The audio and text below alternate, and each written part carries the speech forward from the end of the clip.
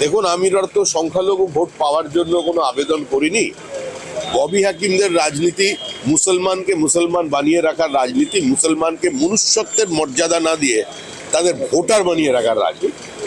আমরা বলেছি যদি মুসলিম ভাইরা আমাদের ভোট নাও দেন তাহলেও আমরা পশ্চিমবঙ্গের তৃণমূল কংগ্রেসের বিসর্জন ঘটিয়ে দেবো। কিন্তু মুসলমানদের চিন্তা করতে বলেছি এটাই, যে ববি হাকিমের মেয়েরা কোন কলেজে পড়েছে, কোন স্কুলে পড়েছে।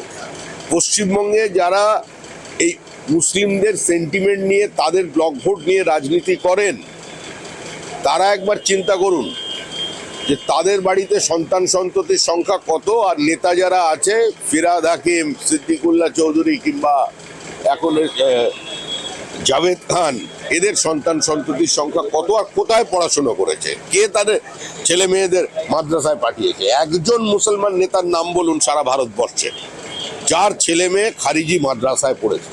সুতরাং ভোটের সময় তাদের কথা মনে পড়বে, ভোটের সময় মাথায় ফেজ টুপি পরে তারা পৌঁছে যাবে, চলবে না। আর ববি হাকিম তো এরকম ছিলেন না, উনি তো দুর্গা পুজো করেন, উনি তো নামাজি হিন্দু ছিলেন। আমি তো ববি হাকিমকে জানি নামাজি হিন্দু বলে। উনি এত বড় দুর্গা পুজো করেন, আবার তারই সঙ্গে এরকম ধর্মপ্রাণ একজন মুসলমান, ওর এরকম পরিবর্তন হচ্ছে কেন?